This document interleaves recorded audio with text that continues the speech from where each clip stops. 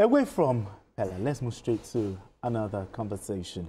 Now, when accountability is jettisoned, the public office holders involved must be called to question.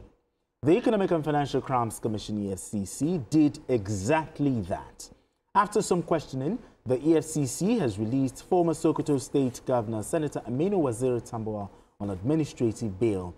He was detained on Monday over allegations of fraudulent cash withdrawals totaling 189 billion naira during his tenure as governor. In the same breach, the agency pushed back against the opposition, the African Democratic Congress ADC, calling its claims of political targeting self-serving, diversionary, narrow and idle. The FCC emphasized that its anti-corruption mandate remains independent and impartial, stating that no political agenda drives its actions. Okay, the EFCC has now granted the former Sokoto State Governor bail. First of all, what were the exact bail conditions, granted to the former Sokoto State Governor? Well, I feel they would have, given him bail, granted him bail based on self-recognition. And then from what the EFCC spokesman, said yesterday, he was saying that they've been able to get what they really want from him. Oh, okay. Before he was granted bail. Granted bail. I remember we were here yesterday and we were saying it. It's just a question. They didn't, though it took longer than expected. So maybe even the former Sokoto State Governor would also be making calls to also get his papers correct, for him to, answer to those questions. And with what we have seen, I don't know why people are, castigating the EFCC. They are doing their jobs. We are the ones that are always complaining. We need strong institution. We now have an institution that wants to do its job, not looking at whether you are APC or PDP or many wherever. Called, they said the timing. See, they said before he joined the ADC, the timing. There is no time. These are all old cases. This EFCC chairman actually met the file on his desk. So it's just looking, don't forget, in January last year, he said there are about 13 governors that they are investigating. So if we have 13 governors they are investigating, and he's also looking at more petitions that are coming in, it depends on the ones that he will take. So whether it's APC, the PDP, I keep telling people, if we want strong institutions, let us allow the institutions work. True. That is why we are also castigating and also criticizing, what Keyamo actually did, because we want the judiciary and then the police to take its full course. When once the law is there, let us follow through the law. Okay. So for this, the Tambuwal has answered. Another governor will still come. Okay. Another minister will still answer. Because as far as I'm concerned, if you were a minister, monies would have been sent to your office. It's just for you to come and, answer questions. If they feel that, okay, certain amount of money was sent to your office, how were you able to account? It's just for you to account for how you spent the money. So the way, maybe it's because the media usually will make it look big. Okay, but these are normal procedures that happen. Whether you are APC, you are PDP, you are anything, at some point the EFCC will call you to come and answer questions. Absolutely. When you are in office, that is it. It doesn't make you guilty. No, they are just asking you questions. So you clear the air. So it's just for you to make sure that your papers are correct. You take it there. The investigators will only ask questions. Exactly. They will ask you, okay, this certain amount of money was sent to you. How did you spend it? Where did you spend it? Who are the people that collect? And that is it. And you answer, you give them the papers, and then you leave. Absolutely. Now, the EFCC blasted the ADC, for politicizing the anti-corruption war. But should Nigerians expect the same energy when pursuing anti-corruption cases, whether you're from APC, ADC, PDP? Should Nigerians expect the same energy from the EFCC? Of course. I think the EFCC should be politically blind. Politically? Yes. If anybody commits crime, as long as the person violates the Constitution, he should be arrested. the Money Laundering Act 2022 is a crime to have this kind of withdrawal of cash to the tune of 189 billion naira, you know, as the former governor, you know, has been accused of. So, for me, the EFCC should not allow itself to be blackmailed. It should continue to do its job. Because if you are saying that, oh, because they are in opposition, you know, they are being haunted, we can also accuse some people that, okay, after stealing money, then you run to opposition as a cover-up, so that when they arrest you, now say, oh, because I'm in opposition. That's why they are haunting me. So I think the FCC should not allow itself to be blackmailed. It should go ahead. The only institution that can say that any suspect is innocent is the Court of Justice. And I believe the judiciary does not know whether you are PDP or whether you are APC. Sure. So if you get to court and you are able to prove yourself. So I'm disappointed that the former vice president, you know, Atiku was just jumped, you know, and say, oh, it's political blackmail. If you want to help this country, you should have asked the, you know, the FCC to carry out its job in a diligent manner and then allow the court to take, some of the things they said. But you just jump into conclusion. That means that if anybody is arrested, because it's in ADC. Some of the things they said, oh, the timing. Why was he not arrested before he joined the ADC? What is it? How do you respond to that? Oh, but the former Kogi state governor, is he in opposition? His case is still yes. So what are they? The EFCC chairman just came in. Sometimes investigations may take months, sometimes years. True. And there are, they have a lot of workload. Yeah. So before it comes to your turn, it may take some 2 years. Yes, exactly. So it has nothing to do. So the EFCC should not, bother itself. Just continue to, if the man is found guilty, it should be jailed. Absolutely. It should be jailed. We have Adekunle calling in from Abeokuta. Adekunle, go ahead. Yeah, good afternoon. Good evening. So for taking you back, I just want to quickly, react to where you started the program from. That is about that lady and the bomb here. You see, let us just say it the way it is. I think this issue of pardon came in because people are talking, they are reacting to the issue of this double standard that people are talking about. So instead of a government to rein in Wasiu as a personality person or whatever, they decided to allow him.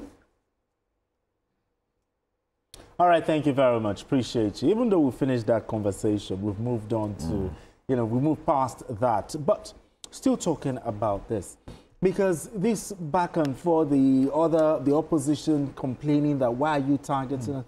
Now, how can the EFCC assure Nigerians that, and most especially, not just Nigerians, especially political watchers, that its anti-corruption campaign will not be influenced or undermined by public bias or political bias? I think this chairman has really shown that, since he came in, because there were some people who felt that they cannot be touched.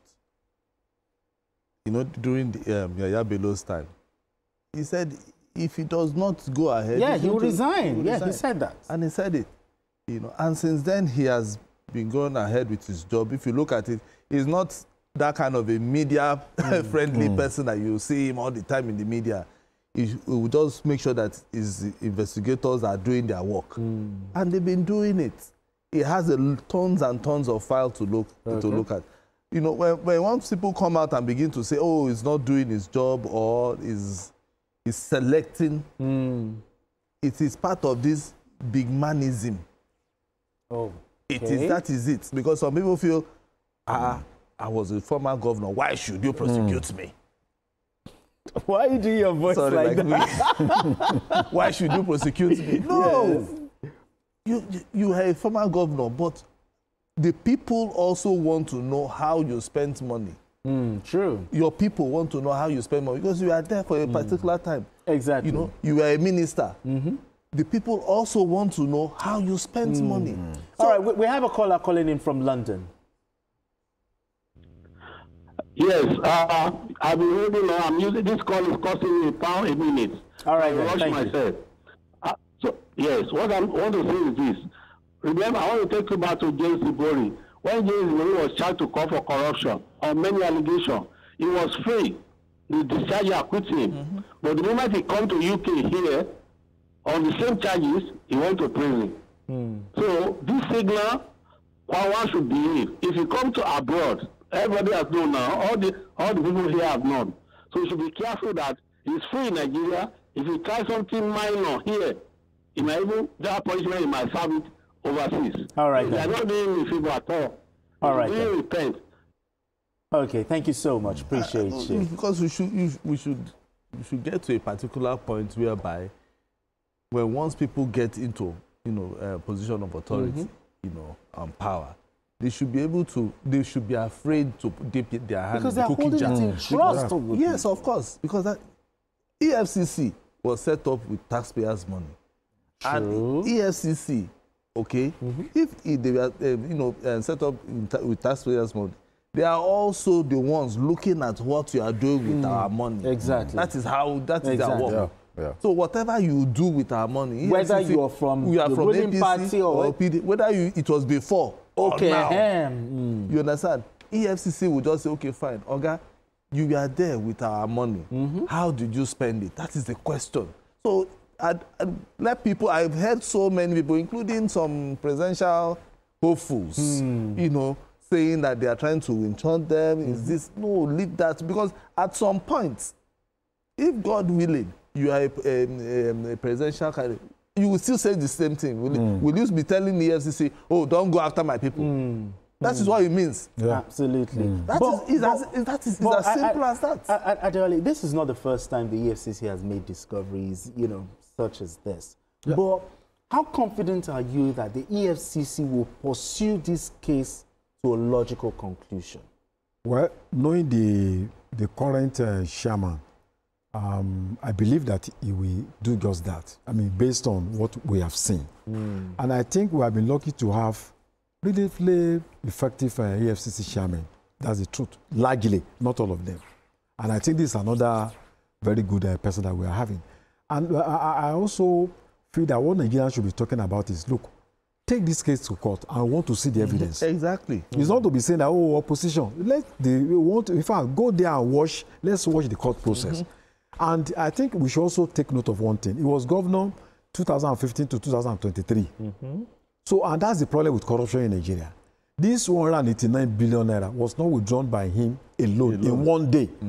Civil servants were part of the process. Bank officials were part of the process. So if they had helped this country, they wanted to help this country, they would have reported this issue to Nigerian Financial Intelligence Unit. But that's what the law says.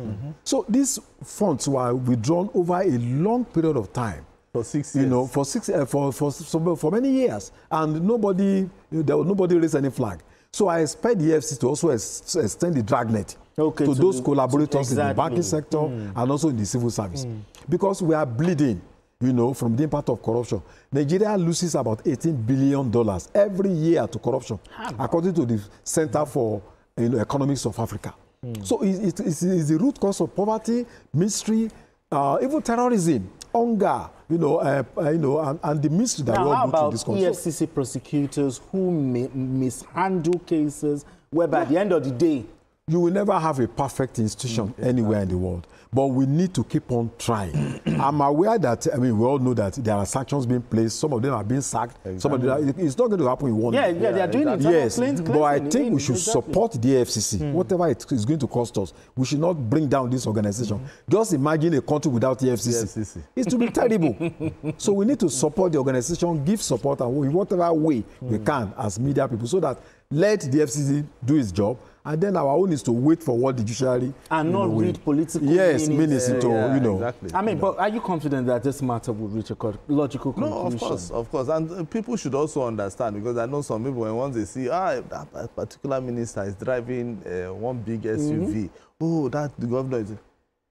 EFCC does not work that way. If you don't send a petition, they will not stand up.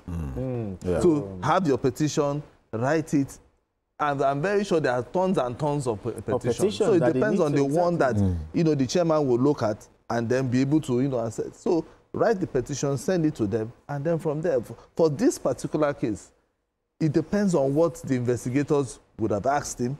If they are not convinced, I feel they will take it to court so that he himself can now face the law. Yeah. You know, that is as simple as that, because justice is the major thing, because it is not just about Tambuwal alone, but it's about the people that he served.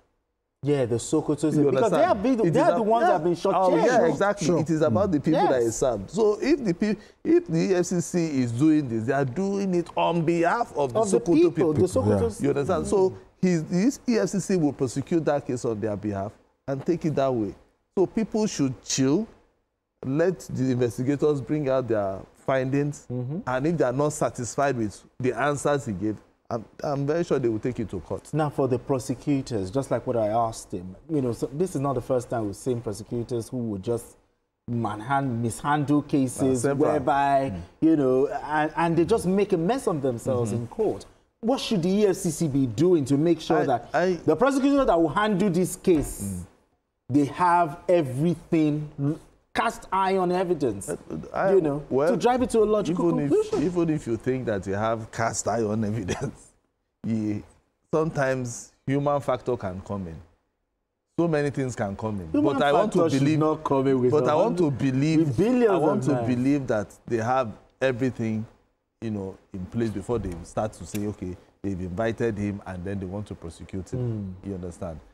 So, and that is why even the new chairman, the current chairman, sometimes is always doing internal audits. Exactly, internal audit, which is very key. And we commend him for that. They will do that internal audit to make sure that anybody handling a certain case, either cyber crime or this kind of, does not fall victim of corruption. Exactly. So corruption should not eat corruption. In the year 2022 alone, the EFCC secured 3,785 convictions.